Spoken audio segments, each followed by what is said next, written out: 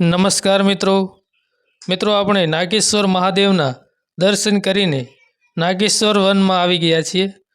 Nageshwar Mahadev temple દ્વારકાનો video તમે ના જોયો હોય તો લિંક ડિસ્ક્રિપ્શનમાં આપેલી છે, જોઈ લેજો। તો મિત્રો ચાલો હવે આપણે નાગેશ્વર વનમાં પ્રવેશ કરીએ। તો મિત્રો આ છે નાગેશ્વર વનનો પ્રવેશ દ્વાર। તો ચાલો આપણે નાગેશ્વર વનમાં શું છે તે જોઈએ। પ્રથમ આપણે જેવા પ્રવેશ કરીએ ત્યાંથી એક વોટરફોલ બનાવેલો છે, પાણી હાલ બંધ છે। તો ચાલો મિત્રો આપણે આગળ જઈએ અને જોઈએ કે આગળ શું છે। તો મિત્રો તમે જોઈ શકો છો ખૂબ જ સારો એવો ગાર્ડન છે।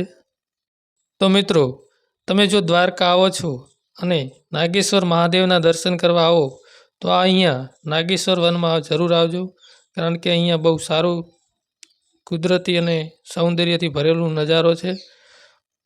તો ચાલો આપણે આગળ અહીંયા શું છે, કેવી રીતે બનાવેલો છે ગાર્ડન, તેના વિશે જોઈએ। તો તમે અહીંયા જોઈ શકો છો બેન્ચ એટલે કે પિકનિક પોઈન્ટ માટે પણ સારી એવી વ્યવસ્થા કરેલી છે। તમે શાંતિથી બેસીને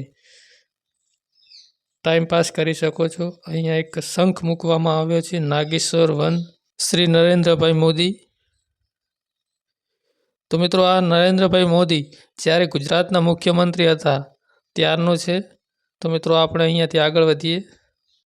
મિત્રો તમે અમારી ચેનલમાં નવા આવ્યા હોય તો લાઇક, શેર અને સબસ્ક્રાઈબ કરવાનું ભૂલતા નહીં। મિત્રો અમે આવા જ નવા વિડીયો લાવતા રહીએ છીએ। તો મિત્રો અમારી ચેનલને સબસ્ક્રાઈબ કરી રાખજો। મારી ઇન્સ્ટાગ્રામ અને ફેસબુકની લિંક પણ ડિસ્ક્રિપ્શનમાં આપેલી છે, તો મિત્રો એમાં પણ ફોલો કરી દેજો।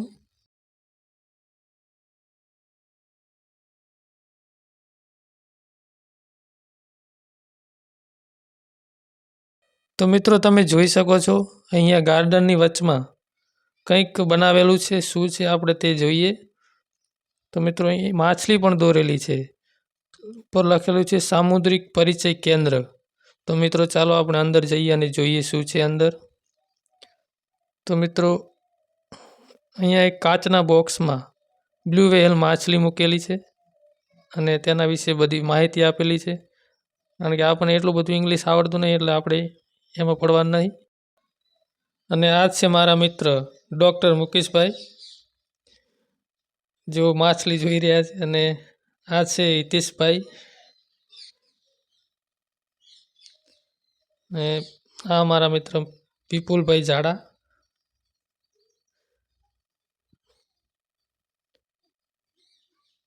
અને એક છોટા યુટ્યુબર પિન્ટુભાઈ દરજી જે દસાડાથી આવે છે। તો મિત્રો ચાલો આપણે અહીંયાથી હવે બહાર જઈએ અને જોઈએ કે બીજું આ ગાર્ડનમાં શું છે। અમારા હિતેશભાઈને હજી હવે ખબર પડી છે કે વિડીયો ચાલુ છે। તો ચાલો આગળ જઈએ અને જોઈએ કે બીજું શું છે અંદર। મિત્રો અહીંયા ગાર્ડન તો બહુ મસ્ત છે, પરંતુ લાગતું નથી કે કોઈ અહીંયા આવતું હોય, કારણ કે બહુ ઓછી પબ્લિક આવતી હોય એવું લાગે છે। તમે જોઈ શકો છો કે કોઈ જાતનું પોલિથીન કે કોઈ પણ જાતનું કંઈ છે નહીં, કદાચ એવું પણ હોઈ શકે કે અહીંયા રોજ સફાઈ થતી હોય। ને હવે આપણે જઈ રહ્યા છીએ અહીંયા એક નાગેશ્વર એટલે કે મહાદેવનું પ્રતિમા મૂકેલી છે, એવું મને મારા મુકેશભાઈ ડૉક્ટરે જણાવ્યું છે કે અહીંયા એક શંકર ભગવાનની મોટી પ્રતિમા મૂકેલી છે। તો ચાલો આપણે જોઈએ।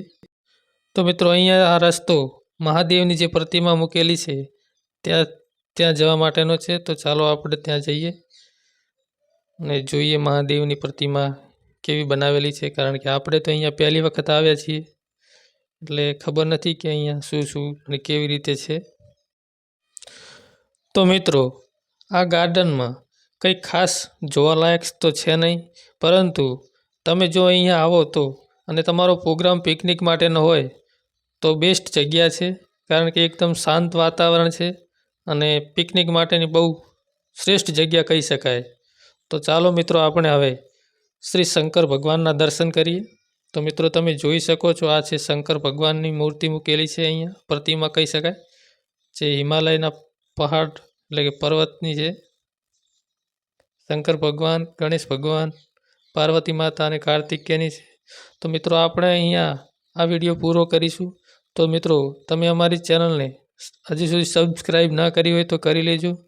તો મિત્રો મળીશું એક નવા વિડીયો સાથે. ત્યાં સુધી જય માતાજી, જય ભોલેનાથ.